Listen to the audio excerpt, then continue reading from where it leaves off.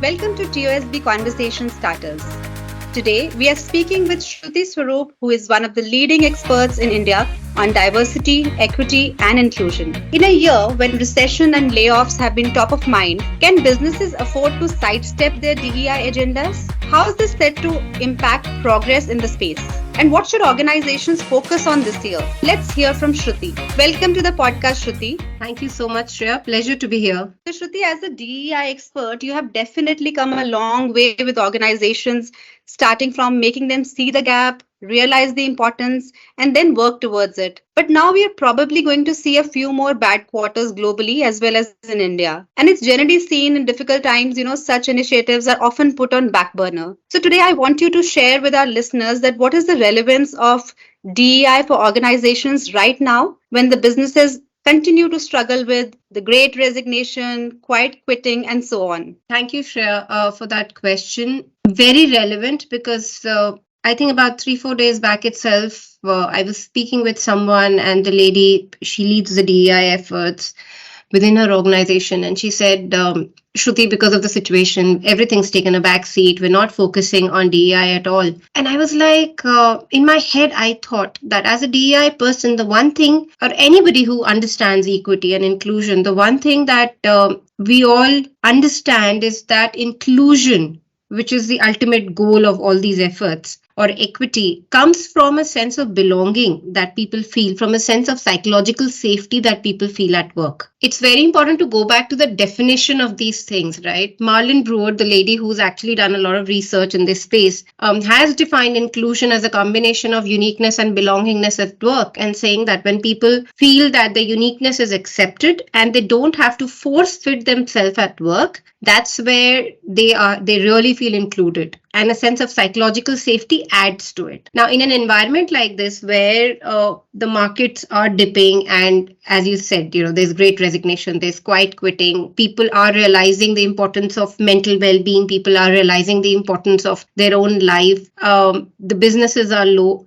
I think this is exactly the time where, as an organization, we need to be concerned about people having a sense of belonging. I think this is exactly the time where the DEI efforts need to be far more than what they earlier were, because otherwise, once the market improves, which it will eventually, all the good performers, all the people who feel a sense of belonging anywhere outside will go. So this is the time to create that inner group, to tell people that yes, these are difficult times, economically, revenue-wise, stress-wise. We've all gone through 3 very difficult years because of the pandemic. But this is the time, let's come together, be a family. We are here to take care of you. You have a safe space. And the organization is willing to work, is willing to contribute to your well-being. Surprisingly, even mental well-being initiatives have taken a back seat.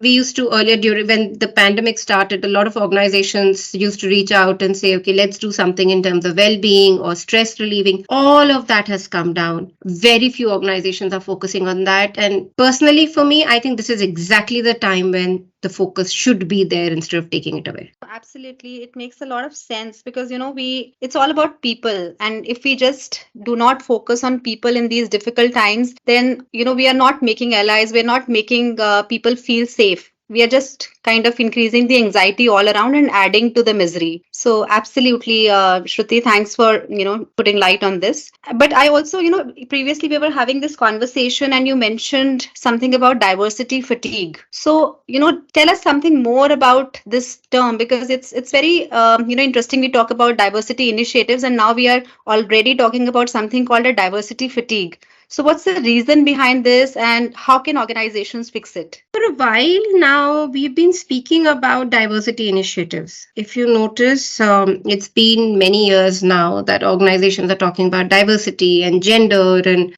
Black Lives Matters, and there is a lot of focus on all of these things. And then you have days like the Pride Month, and then you have International Women's Day, and you find organizations, there's a lot of noise around those specific months. Unfortunately, what happens is the moment March is over, organizations are not doing anything. The conversation stops. Or if at all there's something which is happening, it'll be like once a quarter or one-off sessions. I remember 5-6 years back, there was this one organization that I reached out to when I was speaking with them. And they said, oh, we've been doing a lot of sessions on biases, those 1 hour, 90-minute sessions that create awareness. And even today, we have organizations wanting to do just a 1 hour session on inclusion and awareness. So, diversity fatigue is a term where we are saying that people are now tired of what they feel is tokenism in the name of diversity, equity, inclusion, where you're doing a 1 hour session or a 1.5 hour session, or you're creating awareness, or you're talking just about women only in the month of March, or a particular community, the Pride community, only during their month.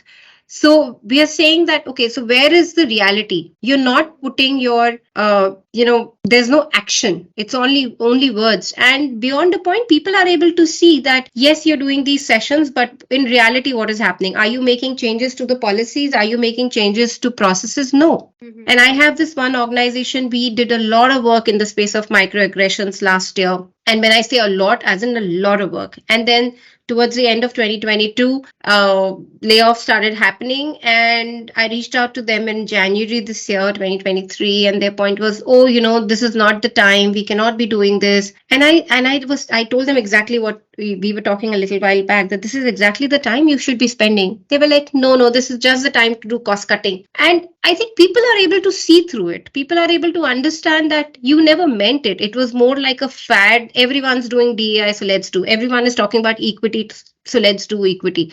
Everyone's now talking about microaggression, so let's talk about microaggression. I have this one very, very big industry body that had reached out and said, okay, Shruti, let's talk about microaggression, because everyone is talking about microaggression. But beyond that, and then I said, okay, what do we want to do? And it was like, okay, let's do a 1 hour session. So 1 hour sessions. So diversity fatigue is just that, where people are able to see beyond what's happening, beyond the fact that these are just talks and nothing in reality. I think organizations should have actual actions in place, which will make real impact. I think that's the point. Everything should be done from the point of view of impact. And I was talking about inclusion at an organization last week, and that's what I said.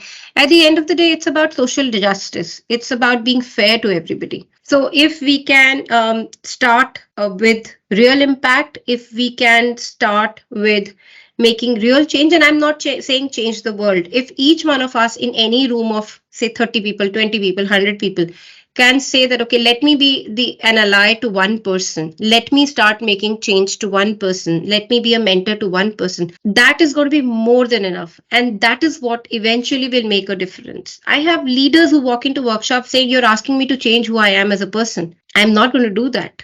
I have leaders who walk into sessions saying, oh, I am sitting in this session listening to you because HR has said that if I don't come, it'll affect my overall KPI, and it'll affect the way I will be treated. And, it's mandatory. So I have no choice but to be here. So that is diversity fatigue. These are the people who also tell me later after the sessions, ma'am, nothing is going to change the moment you're going to be out of this room. So diversity fatigue is where people are able to see the difference between the sessions, the awareness, and what you're really doing on ground, how you're really treating people. And it's time we start showing real impact. We start making a real difference by just touching, even if one person, it'll make a lot of difference. Absolutely. And, since you mentioned the topical days like IWD and the Pride Month, the initiatives or the calendar days, which should actually be movements, have been reduced to being celebrations, like, celebrating Women's Day, celebrating Pride Month, and then like a festival, and then,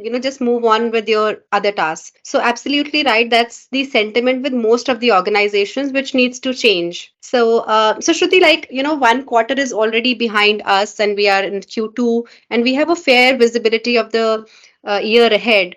So according to you, what do you think are the top 3 DEI priorities that an organization should run with? 2023 is an interesting year. We are just out of pandemic. We are I think, recalibrating. And when I say we, I think everybody in their own space, industry agnostic, everybody is recalibrating. I think there was a sense of either too much of a growth from a revenue perspective for organizations or too less of a growth. And as we have been talking, people are looking at DEI very differently now. It's, should I do it? Should I not do it? Is it the right time? I think the big thing is, if as an organization you believe that you should do it, and I think that's where the first thing is, do you really believe whether you need to be invested, or whether you need to invest time, money, effort in making an inclusive workforce? But if an organization believes in it, I think the first thing is to have a very realistic metric. We have organizations who sometimes come to us and say, oh, we are going to focus on gender, we are going to focus on LGBTQ, we are going to focus on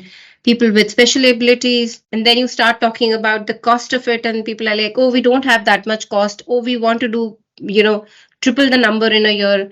My thing is, let's start with being realistic. Let's start by saying, what can we do before you start attracting talent? What are you doing to retain what you have, which is more important? People usually look at it the other way around. They say, okay, we are going to start hiring people, and then that's going to take care of our DEI numbers. And my point is, yes, it'll take care of your diversity numbers, but are you creating an environment and a culture which is inclusive, which makes it easy for the people you're hiring to then stay in, and for you to retain them and engage them in a way which is constructive? So one is, have a realistic metric. Second is focus on the culture more than just the numbers. It's easy to bring in people. It's very easy to bring in numbers. But if you're not able to retain those numbers, it's going to be very tough. So those two things, I think. The third, in terms of DEI, what we can do in terms of DEI priorities, I would say would be to look at how we are creating an impact. I think the narrative needs to change from, we need to be an inclusive organization, or we need to talk about inclusion, or we need to have more women. I think the narrative needs to change about making an impact. So realistic, culture, and impact. I think those three things. And human psychology is very interesting. People pick up what is said, what is spoken, what is unspoken. So if people see that you being real, if people see that you're really making an impact, slowly over a period of time, the culture will change, and automatically those, the realistic numbers that we're talking about will happen. So they're all connected. It's all interconnected. No, thanks for putting it in such a nice way, Shruti. It brings a lot of clarity. I hope our listeners are able to draw from these insights and urge the organizations to act on those priorities that you've mentioned. So this is an interesting take on DEI in 2023. If you want to learn more about Shruti's work, or you want to invite her to your organization for DEI training and coaching, reach out to our team at the Outstanding Speakers Bureau. Until next time, this is Shreya Pilani.